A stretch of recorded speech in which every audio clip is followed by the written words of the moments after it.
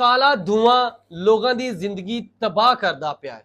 Naveed ਮਨੀਰ dyeing ਜਿਹੜੀ main ਸਤਿਆਨਾ road ਨਜ਼ toll tax ਤੇ ਰਾਤ ਨੂੰ ਕਾਲੀਆਂ ਟਾਕੀਆਂ ਤੁੱਕੇ ਗੰਦ ਬਲਾਂ ਸਾੜ ਕੇ ਗੈਸ ਬਣਾਉਂਦੇ ਨੇ, ਆਪਣੀ ਫੈਕਟਰੀ ਦੇ ਵਿੱਚ ਇਸਤੇਮਾਲ ਕਰਦੇ ਨੇ। ਇਸ ਧੂਏ ਦੀ ਵਜ੍ਹਾ ਤੋਂ ਲੋਕਾਂ ਦੀ ਜ਼ਿੰਦਗੀ ਤਬਾਹ ਬਰਬਾਦ ਹੁੰਦੀ ਪਈ ਆ।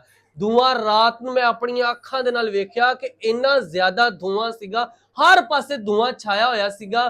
ਧੂਏ ਦੀ ਵਜ੍ਹਾ ਤੋਂ ਜਿਹੜੇ ਲੋਕ ਰਾਤ ਨੂੰ ਆਪਣੀਆਂ ਛੱਤਾਂ ਤੇ ਸੌਂਦੇ ਆ, ਉਹਨਾਂ ਦੇ ਮੂੰਹ ਕਾਲੇ, ਕੱਪੜੇ ਕਾਲੇ, ਬਿਸਤਰੇ ਕਾਲੇ, ਤਬਾਹ ਬਰਬਾਦ ਹੋਏ ਹੁੰਦੇ ਆ। ਤੇ ਇਹਨਾਂ ਨੂੰ ਸਾਹ ਦੀਆਂ ਬਿਮਾਰੀਆਂ, ਹੈਪਾਟਾਈਟਸ ਸੀ ਦੀ ਬਿਮਾਰੀ, मतलब जिन्नियां भी बीमारियां इस काले धुएं की वजह तो लगदियां। लेकिन जिला इंतजामिया पता नहीं इस फैक्ट्री नूं वेख के अखां क्यों बंद कर लैंदी आ। जिला इंतजामिया महकमा माहौलियात वाले इस फैक्ट्री नूं वेख के अखां क्यों बंद कर लैंदे आ? की वजह वा? ये फैक्ट्री रहायशी इलाके दे विच बनी आ, आले दुआले सारे घर वा, गरीब लोग रहंदे आ, उन्हां दी जिंदगी खराब हो रही है।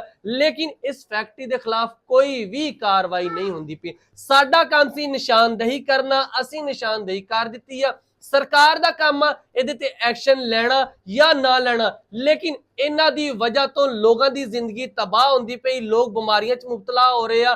इन्हां दे खिलाफ जिन्नी जल्दी हो सकता एक्शन लिया जाए। लोगों दी ढेर सारियां दरखास्तां मेरे को आईयां सी, लोगों ने ढेर सारियां कंप्लेनां कीतियां सीगियां कि भाई इन्हां दे खिलाफ भी कोई वीडियो बना दिओ, साडी जिंदगी तबाह होई पई आ, असी रात नूं अपनी छत ते नहीं सौ सकदे, साडे घर पक्खा नहीं है, सानू गर्मी लगदी है, असी छत ते सोने आ ते साडे घर धुआं इन्ना ज्यादा हुंदा वा। ते गल उन्हां दी भी सही हैगी आ। माड़ा बंदा जदों छत ते सोवेगा, धुआं आवेगा ते सारी गल उहनूं बीमारी लगे ही गई। जनाब असी निशानदेही कर दित्ती है, खुदा दा वास्ता इहदे ते जिन्नी जल्दी हो सकदा इहदे ते एक्शन लिया जाए।